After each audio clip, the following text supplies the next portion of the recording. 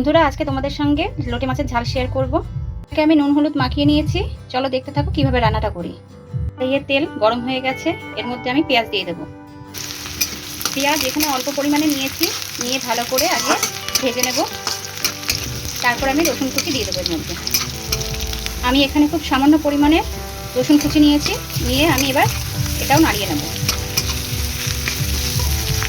খুবই সামান্য পরিমাণে রসুন দিতে হবে। আমার এটা ভাজা ভাজা হয়ে গেছে। এইবার আমি এর মধ্যে দিয়ে দেবো।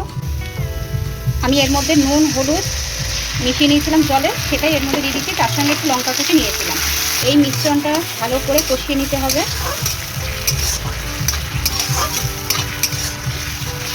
আমার মশলাটা কষানো হয়ে গেছে, তাই আমি এর মধ্যে জল দিয়ে দিচ্ছি। জলটা আমি কিছুক্ষণের জন্য ফুটতে দেব। জলটা বেশ ফুটে উঠলে তারপরে আমি মাছগুলো এর মধ্যে দিয়ে দেবো। দেখতে থাকো। আমি ইউজ করব সর্ষে বাটা। এই সর্ষের সঙ্গে আমি দুটো কাঁচা লঙ্কা, তোমরা তিনটেও দিতে পারো, যে যেরকম ঝাল খায় সেই হিসেবে তোমরা বেটে নেবে। আর আমি লাস্টে একটু সর্ষের তেল অ্যাড করেছি এর সঙ্গে। আর হ্যাঁ, আমি সর্ষে বাটাটা কিন্তু হলুদ দিয়েই বেটেছি। দেখো ঝোলটা ফুটে উঠেছে।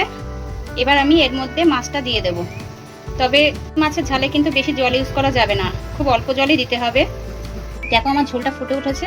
এর মধ্যে সেই নুন হলুদ মাখানো লোটে মাছটা দিয়ে দেবো। এটা কিন্তু আমি আজকে কাঁচা মাছই দেবো, কারণ এই মাছ ভাজা যায় না। এইভাবেই এটা করতে হবে। এই রেসিপিটা এরকমই। এই মাছটা করতে গেলে খুব জ্বালা। এই মাছটা বেশিক্ষণ সেদ্ধও করা যাবে না ঝোলের মধ্যে, কারণ এটা গলে যাবে। তাই আমরা এটা হালকা করে একটু গরম করবো আর নাড়িয়ে নেবো এরকম করে করে। দেখবে এক্ষুনি মাছটা গলে যাওয়ার মতন হয়ে যাবে, জল ফুটতে না ফুটতে। এবার আমি এর মধ্যে সর্ষে বাটা দিয়ে দেবো।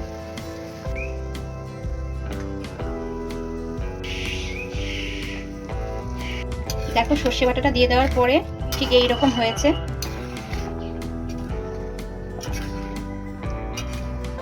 আমি এবার নামিয়ে নেব।